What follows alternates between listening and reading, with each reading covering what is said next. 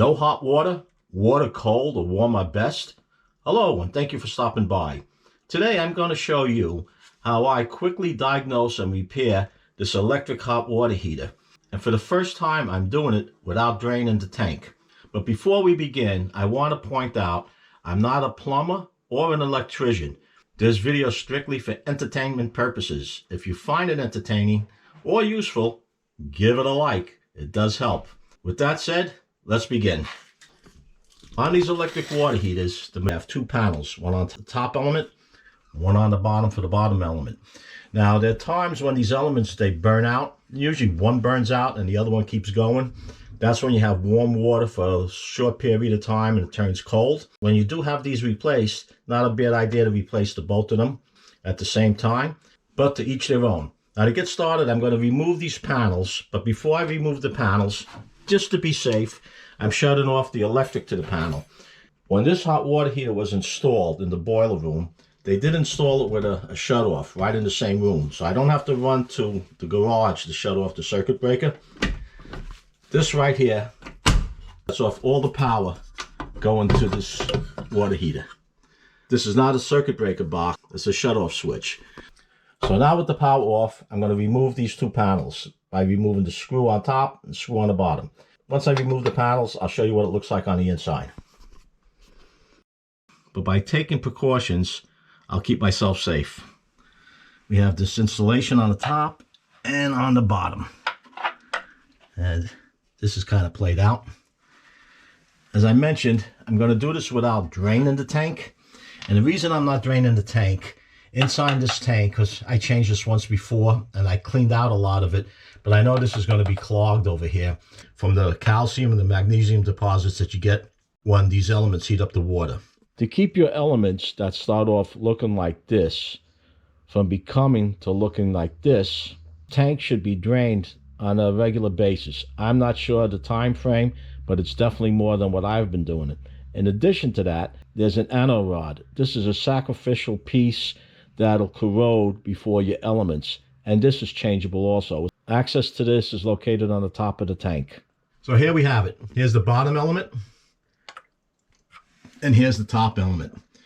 Once you have these wires off, to remove that element, you could do this with a pair of channel locks, but avoid yourself some frustration and get yourself one of these tools. They're inexpensive.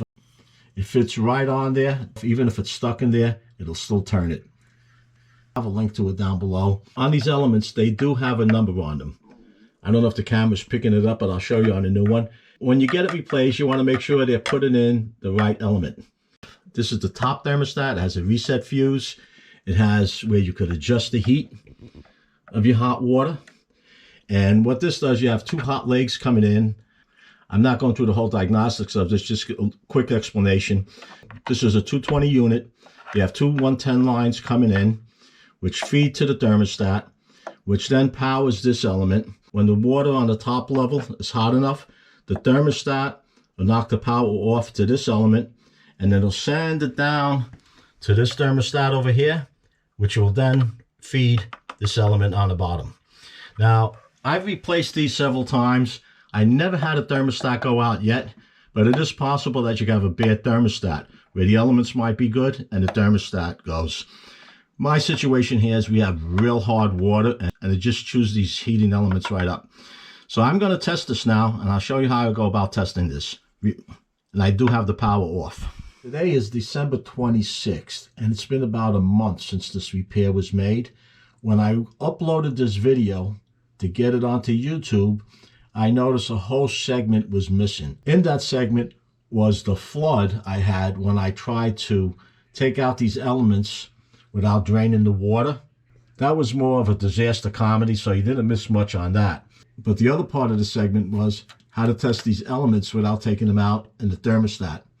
So I'm not going to disassemble this right now because it is working and we're using it. But look, I'll point out, right now I have the power turned on to this, so I'm using this wooden stick. When you want to test this element, you would have the power off, remove these two leads, and put your ohm meter on these two screws. You should get anywhere from 10 to 20 ohm reading on this. If you should get the 1 if you have a digital meter, well, then you don't have any continuity and this is shot. If you get a reading that's all the way up in the hundreds, well, it's bad because this is in water, so it could be making contact that way. Again, power off, wires off, and you check it that way. Same with the one on the bottom. Sorry about this video snafu, but there's really not much I could do about that. And if you have any questions or comments, post them down below, and I'll answer them as soon as I can. Thank you. Let's continue watching. When I was turning that nut and I heard a snap and the uh-oh, this was the uh-oh. This element must have been encased in this line residue, and it just twisted around and snapped off.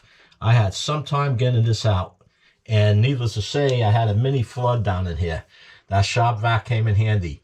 I don't know why water kept coming through. I thought for sure I would have like a vapor lock in here and the water wouldn't come down. Maybe one of the sinks upstairs was slightly open and air was coming in the line, because that water shouldn't have came out the way it did. This tank is completely empty now. I end up emptying the tank 5 gallons at a time. What a mess. But I'm going to pull this out, put the other one in. If you enjoyed this video, let me know by posting your comments down below. Give it a like, it does help. And if you haven't done so already, subscribe.